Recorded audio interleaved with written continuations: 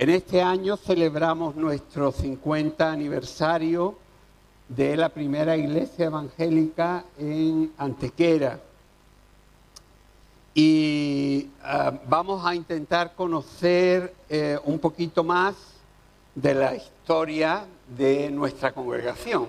Es decir, esta congregación que hay aquí, este local, la cantidad de hermanos que están distribuidos por otras iglesias y por muchas partes del mundo, no han surgido de la nada, sino que ha sido un trabajo de Dios muy importante.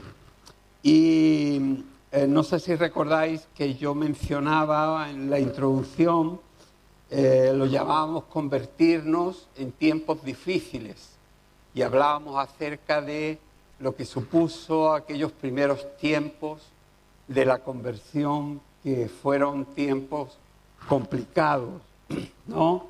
El día de hoy yo lo he titulado Los comienzos de la iglesia, una explosión de vida y de conversiones. Porque eso fue lo que Dios hizo. Nosotros podemos esperar lo que queramos, pero Dios tiene sus planes y los hace como Él quiere, cuando Él quiere y con quien Él quiere.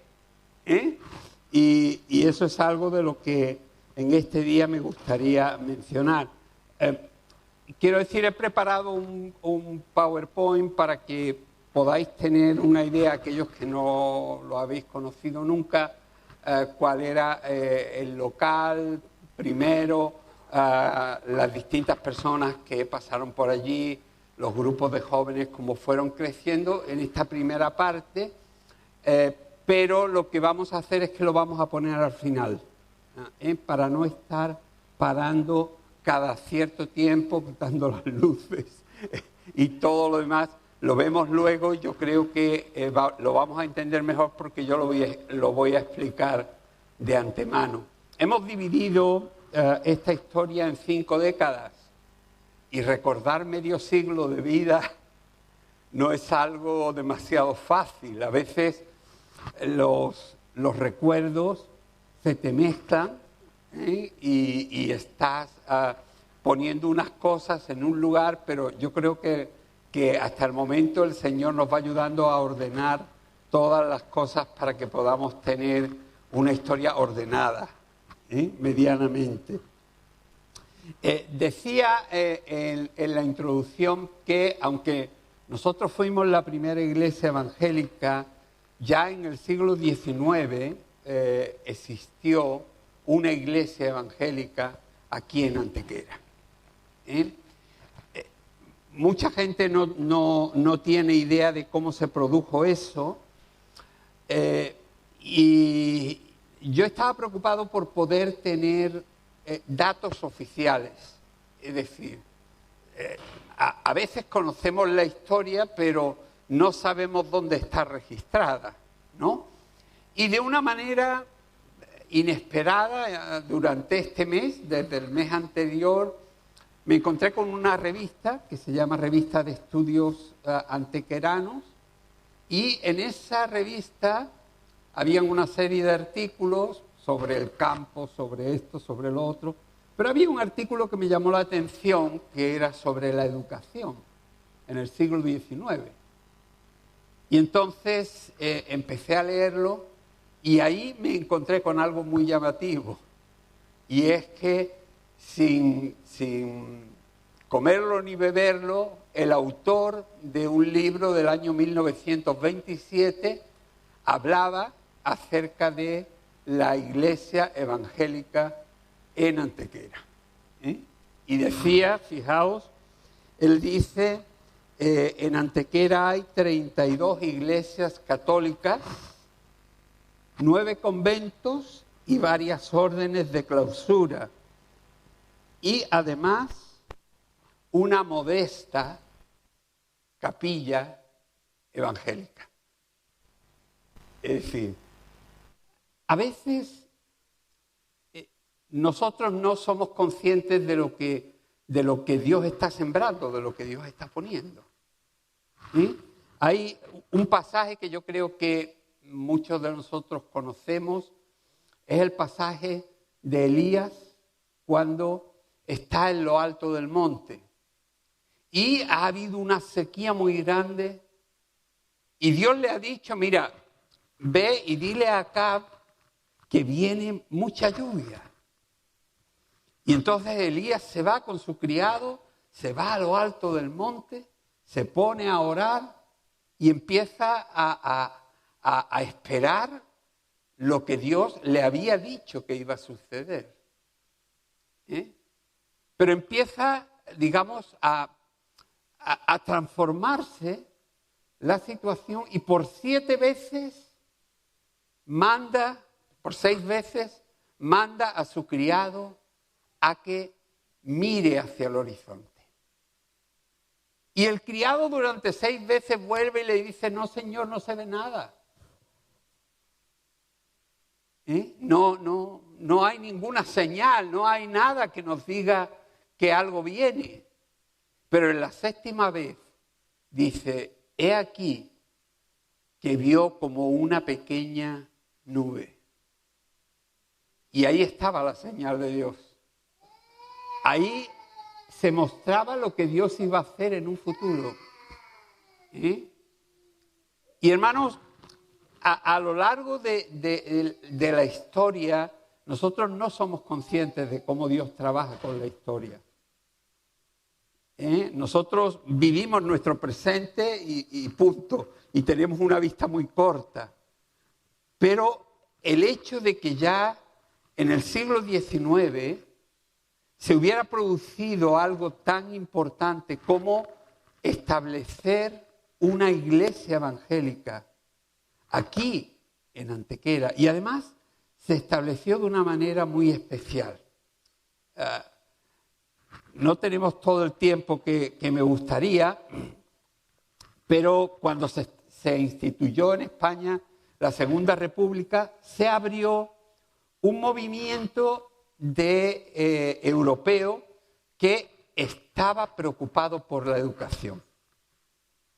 Es decir, había muchísimo analfabetismo.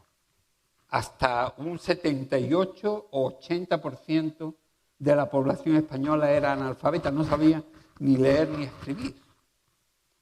Y se quería desde Europa y también desde España promover el que la gente más pobre pudiera al menos leer y escribir. Y desde Europa ellos se dieron cuenta, hermanos, especialmente las sociedades bíblicas, se dieron cuenta de algo muy interesante.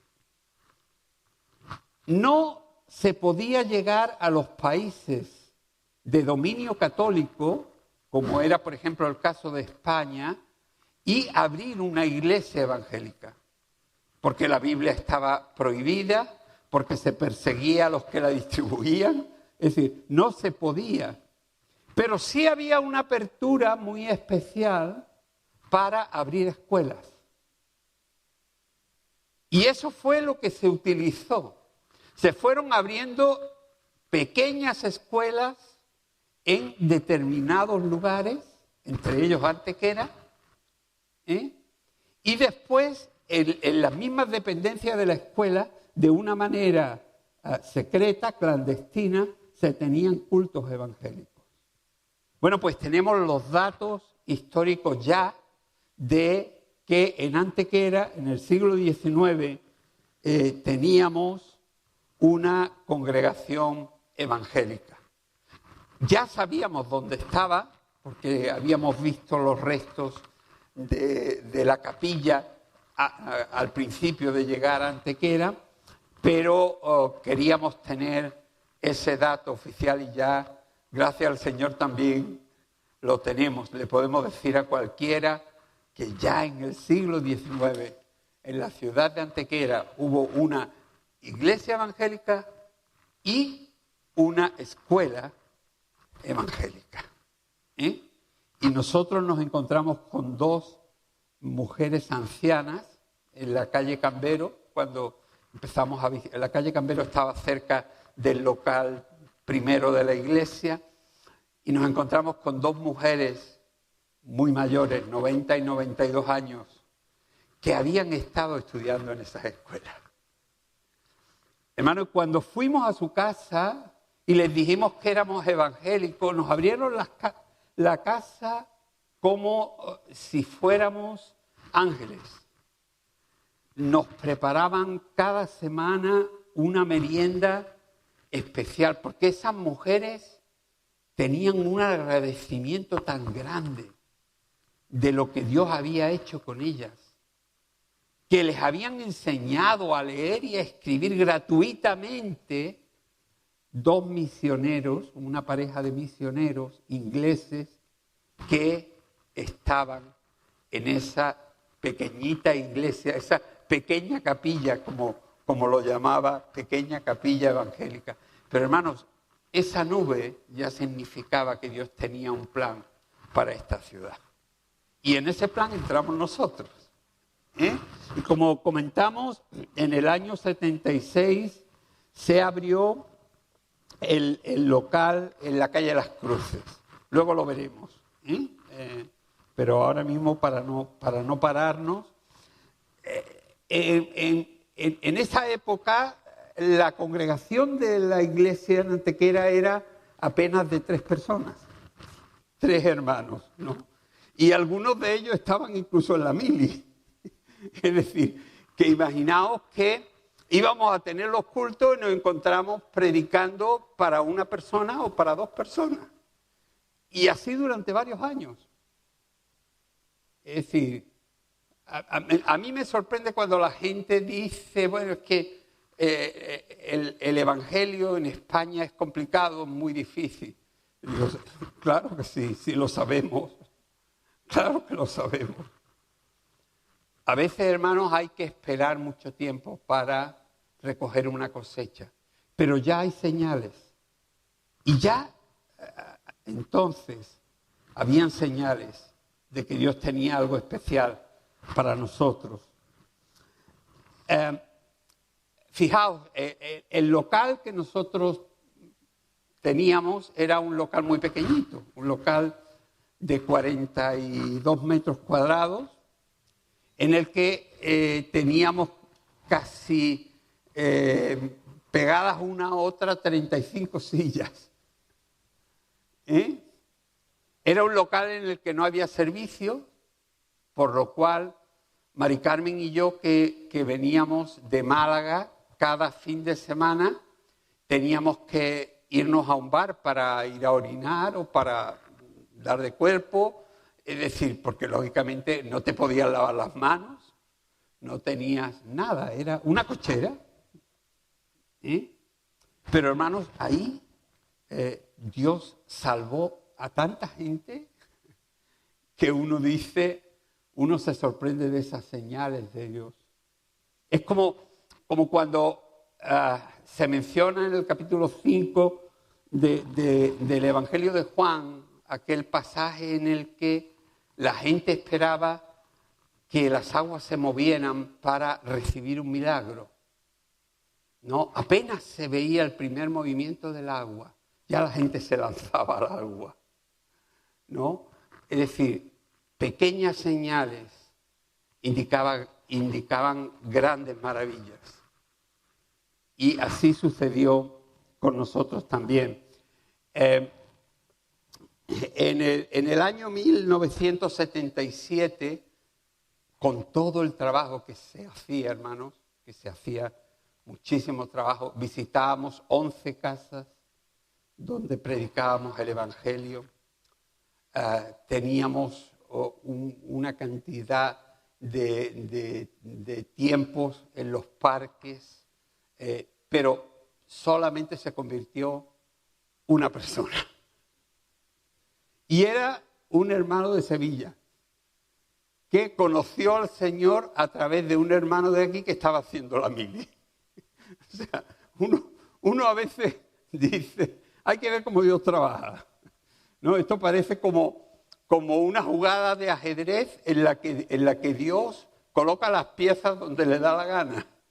Y allí había un creyente que le predicó a otro y se convirtió.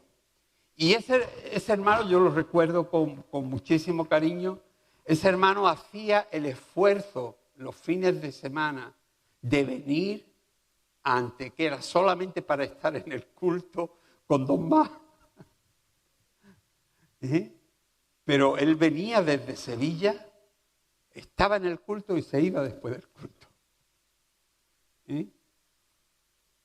Hermanos, a veces decimos que qué dura es la vida, qué difícil lo tengo, pero otros lo han pasado difícil y han hecho lo que tenían que hacer. Estaban donde tenían que estar, cuando tenían que estar.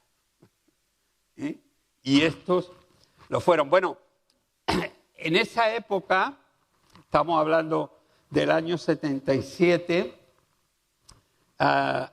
es decir, se produjo algo para nosotros muy especial, porque la vida continuaba aparte de la obra que estábamos haciendo aquí en Antequera, en aquel pequeño localito.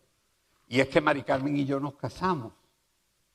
En el mes de octubre, luego veréis una foto muy bonita de nuestra boda. Nos casamos y a los 3 meses aproximadamente, pues tuvimos la alegría de saber que íbamos a ser papás. Y de ahí pues vino nuestro pequeñito Abel, que fue pues prácticamente el primer niño de la iglesia en aquella época. Yo trabajaba como delineante proyectista en Citesa, que era una empresa importante, y venía a Antequera los miércoles y el domingo. Y posteriormente, después, ya también veníamos el sábado y algunas veces los viernes. Y nos quedábamos al principio a dormir en el Hostal Colón y después, un poquito más adelante, en la casa de los hermanos Rafa Fernández y Paco Fernández.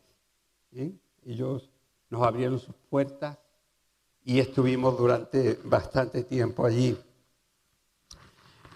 Como digo, a pesar de todo el trabajo que se estaba haciendo, en el año 77 solamente una persona aceptó al Señor en Antequera y no era de Antequera.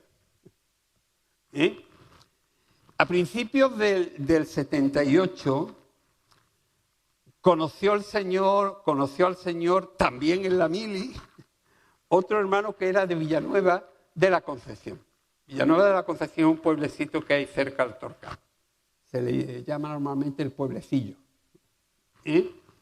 Y él conoció al Señor allí, vino, nos abrió su casa, fue bautizado y empezamos a tener cultos en Villanueva de la Concepción. Íbamos los sábados y 4 hermanos de aquí y algunos de la familia. Iba la madre, el hermano y de vez en cuando alguien de la ciudad que nos visitaba. Pero hermanos, en esa época, pensar en ir a un culto protestante, evangélico, era, digamos, algo prácticamente prohibido. Era algo mal visto. Para la ciudad, para la gente, era casi una deshonra. Pero, hermanos, el Señor seguía obrando y preparando muchísimos corazones. En ese mismo año, en el 78, se convierte un hermano muy querido y que además, hermano, fue un instrumento del Señor muy usado. Tanto en el local de la calle de las Cruces como luego en el que tuvimos en la calle Obispo. Los hermanos más antiguos lo reconocen, es el hermano Pepe García. Él era un joven, bueno, sigue siendo ahora ya un adulto, pero era un joven que tuvo un encuentro especial con el Señor y que centró su vida en la oración y la obra de evangelización. Él se dedicó a predicar por todas partes, todo lo que hiciera falta. Y, hermanos, era una persona que llegaba al corazón de los demás. Y fue muy utilizado por el Señor en ese primer tiempo. Hoy en día no sabemos si se reúne en alguna iglesia, pero, hermanos, Dios en ese tiempo lo utilizó. Yo he dicho siempre que si nosotros nos dejamos utilizar por Dios, en cualquier momento Dios nos puede utilizar. Si rechazamos el ser utilizados por Dios, Dios cogerá a otro y lo usará. Porque el plan de Dios no se va a parar. No se va a parar por mí, ni se va a parar por ti. Ninguno somos imprescindibles. Pero ¿sabes una cosa? Cuando Dios llama a alguien, es decir, Dios lo bendice, Dios lo capacita y, hermanos, al final se ve la gloria de Dios sobre esa vida. Así sucedió con nuestro hermano Pepe, que fue una persona, como digo, muy utilizado. Y en ese verano se bautizan 4 jóvenes juntos. Eso ya era para una iglesia en la que te habías pasado pues un puñado de años sin ver un solo convertido, pues ver de pronto 4 jóvenes bautizarse juntos era, bueno, un milagro enorme, ¿no? Y ya se empezaba a notar, había como en el ambiente, hermano, casi no sé si me vais a entender, pero como un olor de bendición. Había como un sentimiento de eso que estábamos diciendo, la pequeña nube que se veía desde allí, pero que ya indicaba algo grande, el movimiento del agua que estaba allí, que traía milagros, y todavía no se veía nada, todavía apenas un hermanito, 2 hermanitos, pero ese año de 1978 fue especial. Se abrió, hermanos, en esa época una puerta que no esperábamos, y es que nosotros cada fin de semana cogíamos nuestra guitarra, un par de guitarras, nos íbamos al paseo y cantábamos, alabábamos al Señor e invitábamos a la gente a que le entregaran su vida al Señor.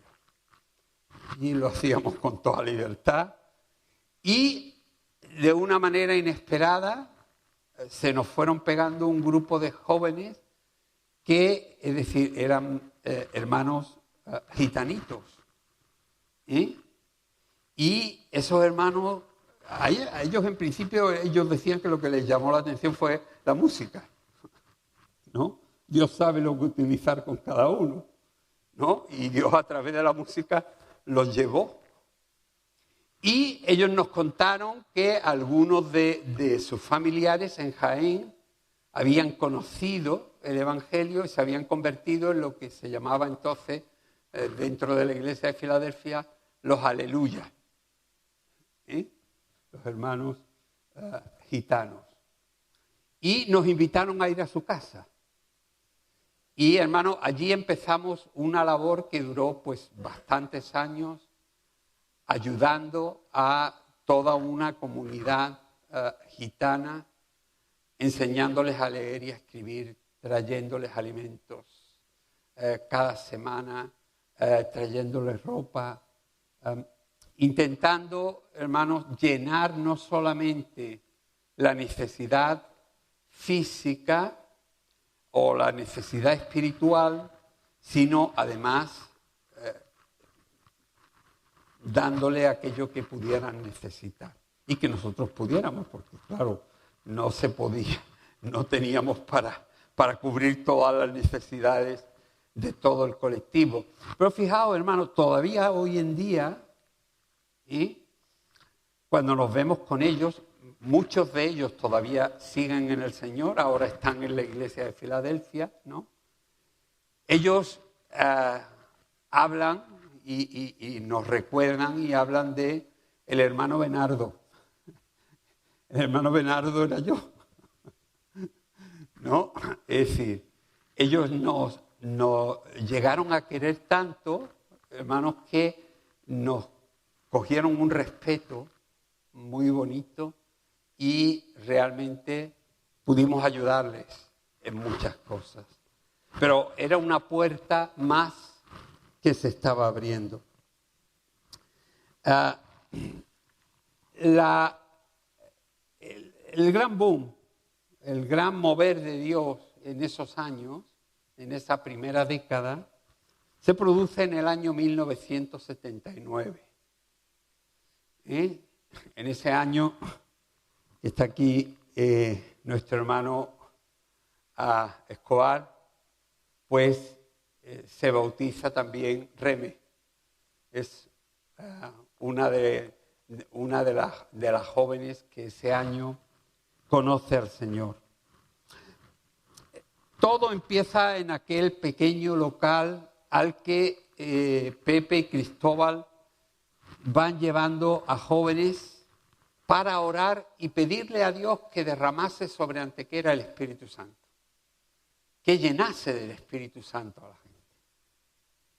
Y habían tiempos de oración, tiempos larguísimos de oración, a veces hasta 1:30, 2 horas de oración. Y poco a poco, hermanos, muchos de los jóvenes que iban eran llenos del Espíritu Santo y al poco tiempo estaban siendo bautizados.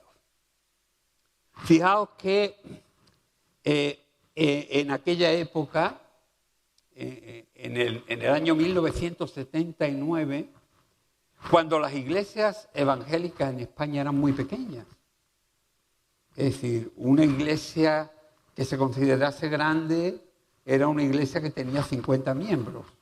Eso ya era una iglesia establecida, por decirlo de alguna manera, ¿no? Pero fijaos que en el año 1979 Dios dio un crecimiento espectacular. En un solo año bautizamos a 43 jóvenes. Es decir, lo que nosotros llamaríamos un avivamiento. Algo inesperado, algo que tú no sabes cómo se produce, pero que uno le va hablando al otro, el otro le va hablando al de al lado, a su amigo, a su familiar, a los más cercanos, a los compañeros de clase, hermano, y se va, digamos, distribuyendo la llama del Evangelio. Y al final, pues aquel fue un año bendecidísimo. No diríamos todavía nada del año 1980, que fue muchísimo mayor. Pero como decíamos antes, esto era como las pequeñas nubes que ya se iban viendo. Se iba viendo cómo Dios se estaba preparando y estaba ya empezando a hacer cosas. Y ese año, digamos, hermano, se abrieron en Antequera una cantidad de focos de evangelización que para nosotros eran inimaginables. Es decir, fijaos, la casa de Rafa se convirtió no solamente en un lugar al que él invitaba a sus compañeros de escuela para predicarles el Evangelio, sino que también, es decir, se convirtió un poco en mi casa aquí en Antequera.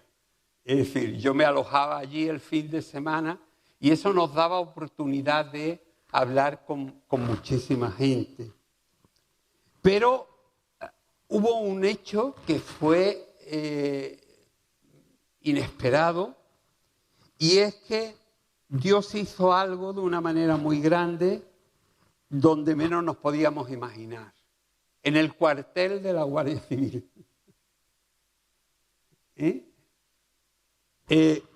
Por aquellos años, y esto para los que venís de fuera, es conveniente que lo sepáis, la Guardia Civil y la Iglesia Católica iban juntas a todas partes. Es decir, era como un matrimonio inseparable, ¿no? Y tenían mucha fuerza, tenían mucho poder. Es decir, eran épocas en las que en los pueblos las principales personas de los pueblos eran el cura, el guardia civil y el médico. Es decir, esos tres eran los elementos importantes de todo pueblo, ¿no? Y también aquí en Antequera. Bien, en aquel año, el primero que se convierte del cuartel es el hermano Manolo García. Manolo García es el hermano del actual pastor en Lucena, el hermano José Antonio, que muchos conocéis. Él ha predicado aquí en los últimos tiempos en varias ocasiones, ¿no? Y hermanos, empieza a mover dentro de lo que es el cuartel que la gente no se podía ni imaginar. En 7 familias distintas se convierten jóvenes. Se convierten 9 jóvenes, pero en 7 familias distintas. Lo que crea dentro del cuartel una revolución. Recuerdo que cuando a veces yo me acercaba al cuartel y cuando intentábamos entrar al cuartel y sabían que éramos de los protestantes, ¿no? Es decir, nos ponían una mala cara para que no pudiésemos entrar y reunirnos con ellos o verlos, porque muchos de ellos, sus padres, eran jóvenes, fijaos hermanos, entre 13 y 17 años. Eran prácticamente niños. Pero Dios estaba obrando en sus corazones. Algunos fueron amenazados por sus padres, incluso con una pistola, poniéndosela aquí en la cabeza, para matarlos, si no abandonaban la fe evangélica. Y ellos fueron valientes. Y Dios les dio fuerza. Y hermano, aquel lugar, digamos, fue siendo un punto en el que Dios cada día estaba haciendo cosas. Cuando nos veíamos con los hermanos del cuartel, siempre había pasado algo allí dentro. Siempre nos contaban cosas que Dios había hecho. Es decir, la obra de Dios, hermanos, se hace y a lo mejor nosotros no estamos presentes. Pero Dios sigue obrando. ¿Os acordáis de ese coro que cantamos? Aunque no pueda verte, estás obrando. ¿Sí? Hay muchas veces en que no vemos lo que Dios está haciendo, pero Dios no está parado. Dios no está dormido. Dios sigue haciendo cosas. Y en esa época Dios estaba haciendo cosas preciosas. En el otoño del año 1979 se nos abre otro foco de predicación. Un foco de predicación muy extraño. Era en un pub que había en la calle Los Tintes. Era un pub que tenía el sugerente nombre de El Califato, ¿no? Y era un pub que estaba todo decorado así con arabescos, con tipos de arcos arabescos y un puñado de velos de colores tirados de un lado a otro, ¿no?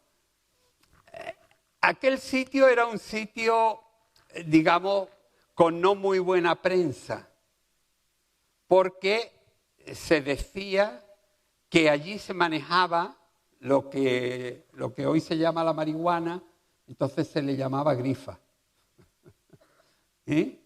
Y se decía que allí se manejaba o allí se trapicheaba con grifa. Iban una serie de jóvenes, pero nos invitaron a ir a predicar allí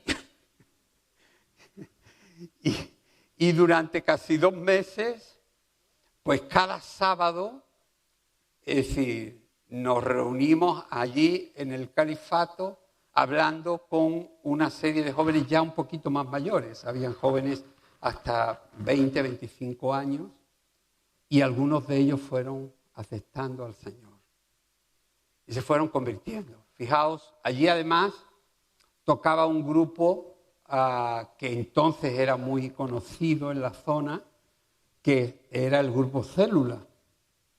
El Grupo Célula era famoso en la provincia de Málaga. En ese Grupo Célula tocaba a Paco Fernández, que tocaba el bajo, y fue uno de los que se convirtió, el hermano de Rafa Fernández. Estaba Juan Manuel Arjona, que ha sido el director de alabanza de la iglesia por una barbaridad de años y que Dios lo ha utilizado de una manera muy bonita, Y estaba también un hermano que fue bautizado recientemente, que era José María, que él tocaba la batería. Fijaos, es decir, al cabo de los años, más de 30 años de aquello, más de 40 años, ¿verdad, Miguel? Más o menos. José María, que en aquella época escuchó el Evangelio, se vuelve a acercar a la iglesia y entrega su vida al Señor y es bautizado. La Biblia dice, echa tu pan sobre las aguas y más tarde o más temprano volverá a ti, recogerás. ¿Y? A veces nosotros no nos damos cuenta de lo que estamos haciendo, pero cuando sembramos, al final habrá cosecha. Y a veces tú siembras donde piensas que no va a pasar nada y allí precisamente crece la matita y te da el fruto. Y eso fue algo que el Señor hizo, ¿no? Pero fijaos todo lo que estaba sucediendo, que, es decir, en un solo año, en la ciudad se estaba dando, hermanos, una cantidad de focos para evangelizar que ninguno habíamos tramado, no lo habíamos planeado, sino que Dios levantaba un foco en el cuartel, Dios levantaba un foco en cualquier lugar, Dios levantaba un foco en una casa, Dios levantaba en distintos lugares. Dios iba levantando focos donde se estaba predicando el Evangelio, en el califato, en los demás lugares.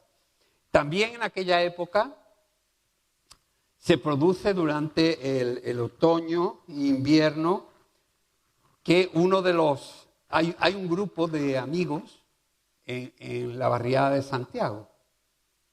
Y entre ellos está Miguel.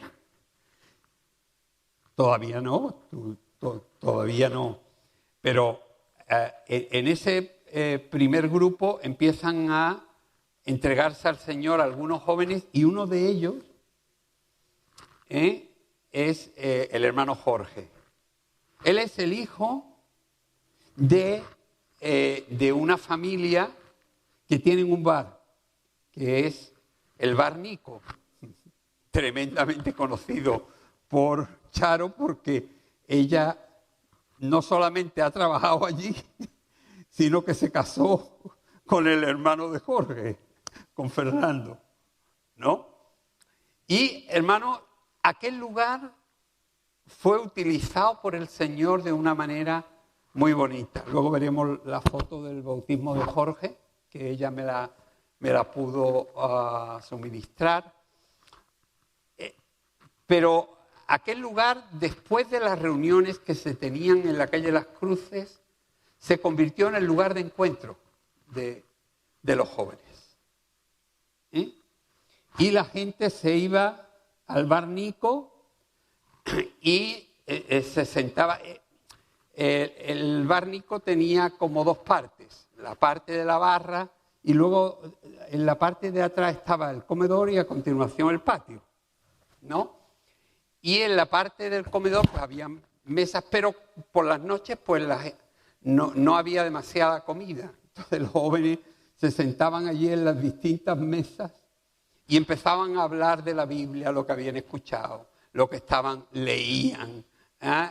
Se pedían una Coca-Cola y una tapa de patatas bravas o de ensaladilla, que las ponían además muy abundantes, hay que decirlo. Pero hermano, es decir, fue otro nuevo lugar que Dios empezó a utilizar para ir llevando a gente al Evangelio. Y en un solo año, cuando las iglesias en España tenían 50 miembros, en Antequera, de una manera espectacular, vimos 43 hermanos jóvenes bautizados. Eso, hermanos, nos tiene que hacer ver que Dios en esa época, en esos comienzos, lo hizo por su misericordia, pero lo hizo haciendo pequeños milagros en muchos lugares. Y fijaos, yo he hecho una lista de lo que eran esas circunstancias. Hay que recordar que también hubieron luchas. Yo recuerdo que en aquel verano del 1978, 3 hermanas de la iglesia, Rosa, Nati y Teres Rabaneda, vinieron y hablaron conmigo un domingo por la tarde y me dijeron que estaban preocupadas porque sus madres les habían comentado que en la misa de 12, pero en 3 iglesias distintas, las madres eran católicas, no venían a la iglesia, pero habían escuchado decir a la misma hora que tuviesen cuidado con el centro cristiano, porque yo era un traficante de drogas pagado por los americanos para introducir la droga en Antequera. Y eso además se dijo en la iglesia de San Sebastián, en la iglesia de los Remedios y en la iglesia de San Miguel. A la misma hora, es decir, en los 3 lugares. Es decir, que eso era una consigna, era una orden que venía desde arriba de la iglesia. Y entonces se les decía a la gente que bajo ningún concepto dejaran que sus hijos, porque claro, el grupo, hermano, era un grupo de jovencitos, era un grupo de entre niños y jóvenes, muy jóvenes, ¿no? Entonces, claro, ¿qué era lo que pasaba? Que les pedían a los padres que no dejasen que pisasen la iglesia. Pero parecía que todo aquello, en lugar de producir el sentimiento, como hemos cantado antes, ¿no? de temor y de tal, nos daba como una valentía, como un sentimiento de estar haciendo las cosas bien, de estar siguiendo al Señor. Que, hermanos, es decir, no nos importaban las luchas que hubieran. Yo recuerdo que, fijaos, cuando pasó aquello, se lo comentamos, yo se lo comenté a la FEREDE. La FEREDE es el organismo de todas las iglesias evangélicas de España. Y yo les comenté lo que había pasado, cómo había pasado, y que teníamos testimonios reales de 3 personas que habían escuchado aquello, ¿no? Entonces ellos me dijeron, bueno, es decir, esto claramente es una consigna y esto es anticonstitucional y si queréis lo denunciamos y os defendemos. Entonces yo dije, bueno, vamos a orar primero, vamos a ver, ¿no? Y estuvimos orando y aquella noche el Señor nos dio una palabra en la que decía: yo tomaré en mis manos tu causa. Es decir, y ese sentimiento, hermanos, nos dejó tranquilos como diciendo: mira, no os metáis en pleito. No os metáis en pleito, que yo estoy en control de todo. ¿Sabéis lo que sucedió? Empezaron a convertirse jóvenes que estaban metidos en la droga y que la dejaban. Y entonces todo el pueblo supo que en el centro cristiano, en lugar de distribuir droga, lo que se hacía era sacar a la gente de la droga. Esas son las cosas preciosas que Dios hizo. Fue un año, hermanos, realmente muy complicado. Fue un año con muchísimo trabajo.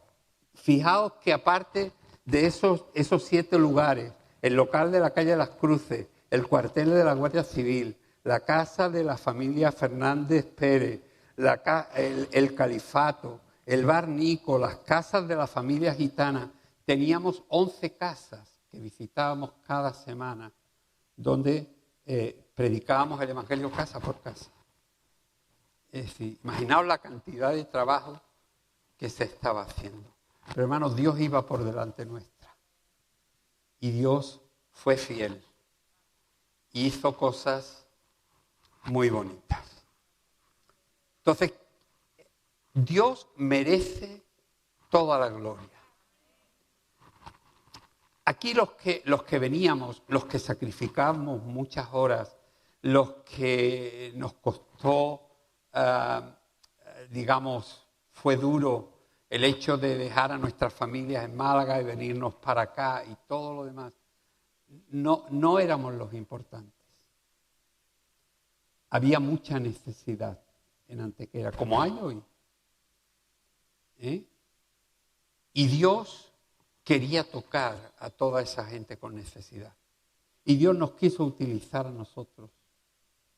Pero fue su misericordia y su gracia. Nosotros, en realidad, lo único es que estábamos ahí para servir en lo que Dios nos quisiera utilizar. Así que voy a enseñaros un poco para que tengáis un poco acompañado esta historia de las imágenes que luego aparecerán en el libro que se publicará. Pero por lo menos para que tengáis un poquito de idea y os coloquéis imagen con la historia de lo que hemos visto. Así que voy a pedir que se apague la luz de aquí y a ver, que yo me ponga por aquí y pueda ir viendo. A ver.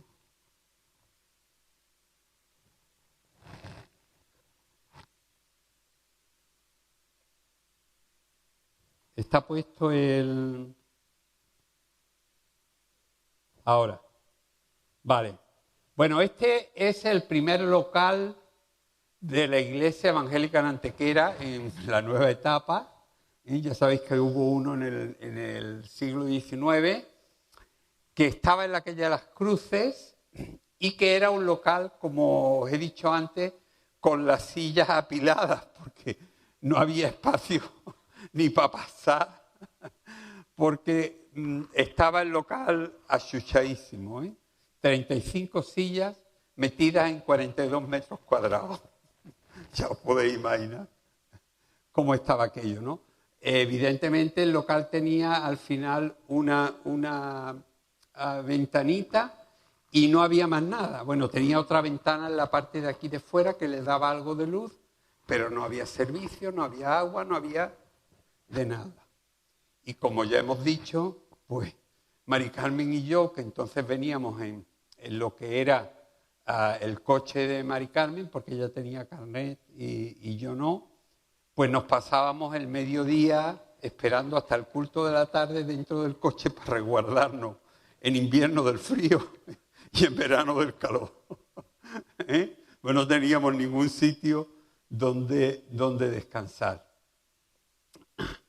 El local, como hemos dicho, estaba en la calle Las Cruces. Estamos hablando del año 1976 y lo siguiente que os enseño es que como la vida continuaba, aparte de la obra de Dios en Antequera, el 2 de octubre del 77, Mari Carmen y yo nos casamos. Y ahí estamos en la iglesia de Málaga, donde tuvimos nuestra boda. Y bueno, la verdad es que Mari Carmen iba guapísima. Guapísima. Bueno, yo en esa época parecía más mexicano que español, con un bigote así. Pero en el año 1978 se comienza la obra entre la comunidad gitana de aquí y es precisamente en esa zona del Cerro San Joaquín. Y fijaos, estos son familias, algunas familias que algunos conocéis muy bien, pero estas familias nos abren las puertas de su casa y empezamos a tener reuniones allí que duran prácticamente 5 años. Es decir, fijaos el trabajo que se hizo con ellos. Esto se produjo precisamente en el año 1978 y continuó en los años siguientes. En el año 1979, ¿os acordáis que os he comentado del local? Bueno, en el año 1979, aquel local, si recordáis que tenía 35 sillas, como se habían convertido 46 personas en el año, no se cabía dentro. Si os dais cuenta, a ver, yo creo que esto tenía aquí un puntero. Ahí. Este hermano que se ve aquí es Manolo García. Es el hermano de José Antonio García. Él está dirigiendo un culto, pero fijaos cómo está el culto. Esto es un culto de Nochevieja en el que los jóvenes de la iglesia, fue el primer culto de Nochevieja, en el que los jóvenes de la iglesia me regalan una Biblia y, digamos, están entre todos firmándola para regalármela. Y ese es el primero. Y aquí se ven algunos de los hermanos. Aquí está, a la izquierda estás tú. Esta es Tere Escobar. ¿Esta es Nati? Perdón. Tere Escobar. Tere Escobar. Que se ve también aquí. ¿Sabéis? Está también aquí. Y lógicamente, como decimos, en esa época el local ya se ve lleno a rebosar de jóvenes. Ya se nos ha quedado pequeño. Fijaos otras fotos del local. En esa época viene a visitarnos el hermano Marbaji de Canadá porque quiere ver el crecimiento de la congregación en Antequera y aquí lo veis, os lo indico. Este es el hermano Marbaji. Esta que veis aquí es Mari Carmen y aquí está mi chiquitín, el Abel, que además lo tiene Miguel en brazos. Y esto es uno de los estudios de los viernes que se tenían entonces para ir conociendo más la palabra de Dios. Y fijaos cómo, esto después de la reunión, cómo estaba todo lo que estaba dentro del local, ¿no? Es decir, estaba aquello pues súper lleno. Y aquella visita de Marbaji hizo que cuando él volvió a Canadá les hablase de que aquel local se había quedado pequeño y que tendríamos que buscar un local más grande. y que necesitábamos ayuda. Y aquello fue la siguiente pequeña nube, la siguiente señal de lo que venía después, de lo que ya hablaremos en el próximo mes. A ver, continuamos. Aquí tenemos bautismos en el nacimiento de la villa. Aquí arriba están siendo bautizadas Nati y Tere Rabaneda. Son las mismas que están aquí. Y este es Antonio José Suárez, de la familia Suárez, que también es bautizado el mismo día. Esto pertenece a una revista que se publicaba en Canadá para darles a conocer lo que estaba pasando aquí en España. Y aquí a continuación vemos otra portada. En ese caso estamos Mari Carmen, Abel y yo, y una foto que tomó Marbaji el mismo día en que estuvo con nosotros allí en el Arco de los Gigantes. Aquí vemos el bautismo de nuestro hermano Jorge, del Nico. Fue bautizado en Málaga, porque la iglesia nuestra aquí, el local de aquí, no tenía baptisterio. Entonces los bautismos los hacíamos o bien en la iglesia de Málaga o, digamos, en el nacimiento de la villa, si era verano, porque en invierno el agua estaba helada, ¿no?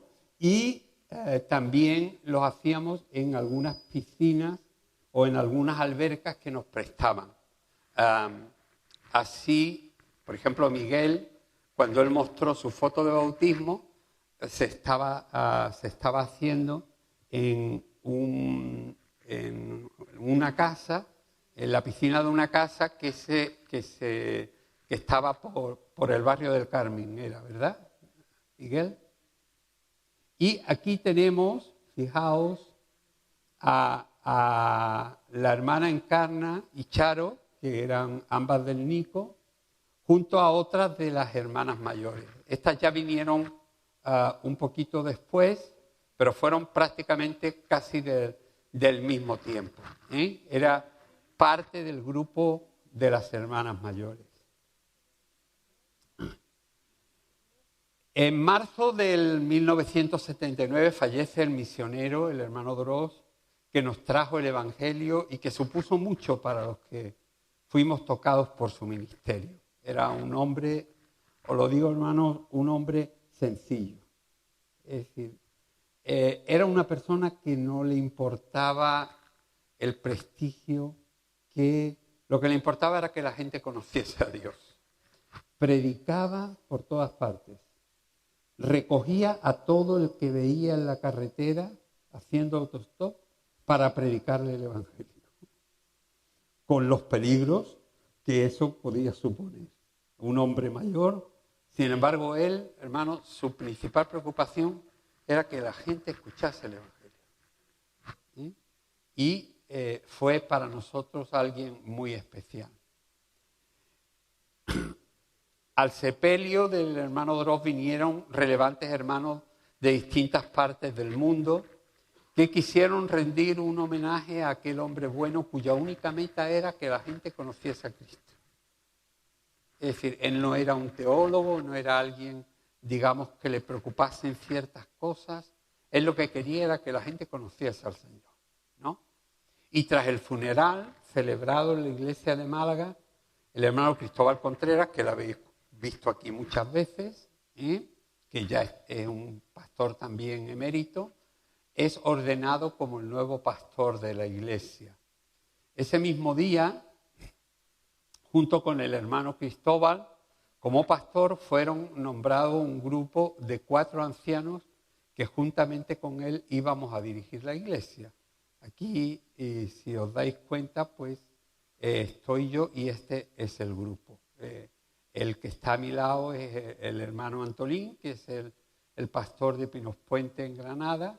el hermano Rillo, que nunca llevó ningún ministerio, y el hermano José Luis García, que se fue con el Señor bastante joven y que fue el primer pastor de la iglesia en Granada. Aquí vemos el momento en que el hermano Campo, que veis aquí, el hermano Sters, que está aquí, y el hermano Eliseo Duarte. El hermano Campo y el hermano Eliseo Duarte eran hermanos de Colombia, hermanos muy queridos para nosotros, y el hermano Sters estaban orando por nosotros, imponiendo las manos para